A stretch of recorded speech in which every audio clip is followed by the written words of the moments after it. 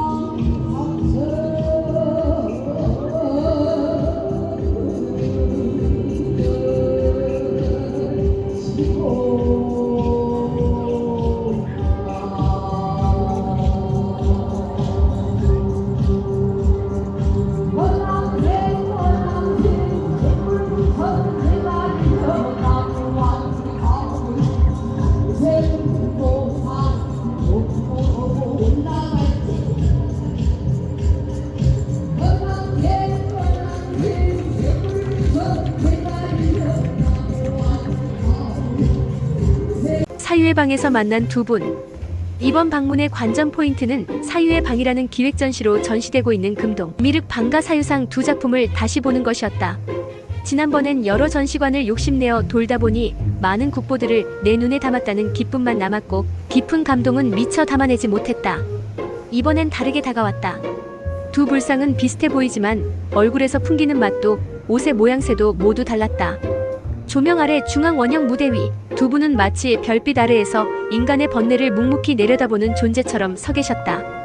무엇을 사유하시는지, 왜 저 모습을 하고 계시는지 나도 자리를 떠나지 못하고 다시 보고 다시 보면서 생각에 잠겼다.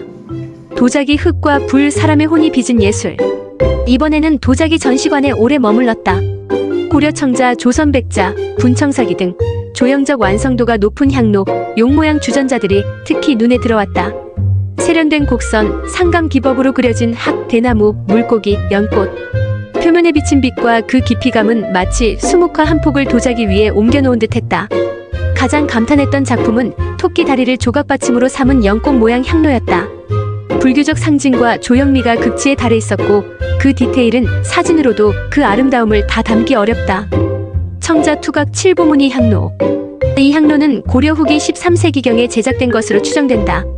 도자기 표면을 뚫어내는 투각 기법을 통해 연꽃 모양의 몸체 위에 향이 피어오르는 구조를 하고 있으며 토끼 3마리가 받침대 역할을 한다. 연꽃은 정결과 해탈을, 토끼는 달 속 불사의 전설과 다산을 상징한다. 청자 용 모양 주전자. 또 하나는 조선 전기의 작품으로 머리는 용, 몸체는 등껍질, 손잡이는 구름 모양 꼬리처럼 꼬여 있다. 이는 실용기보다는 궁중 의뢰나 왕실 장식용일 가능성이 높다. 용은 왕권과 권위, 번영을 상징하고 조선 도공의 상상력과 기술이 정점에 도달했음을 보여주는 작품이다. 우리 부처님이 제일 예쁘다. 나는 한국 불상을 마주할 때마다 우리 부처님이 제일 예쁘다는 생각이 든다. 단순한 외양이 아니라 우리 정서와 미의식이 깃든 존재이기 때문이다. 한국 불상은 가녀린 몸매, 온화한 눈매, 미소 짓는 인매가 특징이다. 강인함보다 자비로움, 위엄보다 공감이 느껴진다. 특히 방가 사유상의 입꼬리는 모든 걸 이해하고 있다는 위로를 전하는 듯하다. 반면 베트남 불상은 어깨가 넓고 가슴이 두텁고 장식과 권위가 강조된다. 중국적 영향과 민간 신앙이 결합된 불상들에서는 왕의 위엄이 느껴진다. 장신구와 법구가 많고 표정은 엄숙하다. 이런 차이는 외향적 신성함과 내향적 공감의 미약 차이로 해석할 수 있다. 나는 조용히 끌어당기는 한국 불상의 자유로운 미소에서 더 깊은 위로를 받는다. 작은 것이 아름답다 철학에서 문화로. 대학생 시절 종교학을 배우며 처음 들었던 말, 작은 것이 아름답다. 그때는 겸손한 태도 정도로만 이해했다. 하지만 이후 슈마어의 스몰 이즈 뷰터펄을 접하고 나서 그 말이 철학적 선언이라는 걸 알게 되었다. 슈마어는 물질적 성장보다 인간 중심의 경제를 강조했고 불교 경제학을 통해 정신적 균형과 소유보다 존재의 가치를 말했다. 그리고 나는 그 철학이 한국의 도자기, 불상, 한옥마당, 수묵화의 여백 속에서 이미 실현되고 있었다는 것을 느꼈다. 다시 말하게 된다. 예술은 감정이고 감정은 결국 우리의 삶을 담는다. 우리 부처님이 제일 예쁘다는 생각은 외형의 감상이 아니라 우리의 미감과 정서, 염원이 투영된 문화적 감동이었다. 박물관을 나서며 문득 이렇게 말하고 싶었다. 작은 것이 아름답다. 그 이유는 그것이 조용히, 오래도록, 진실되게 우리를 닮아있기 때문이다.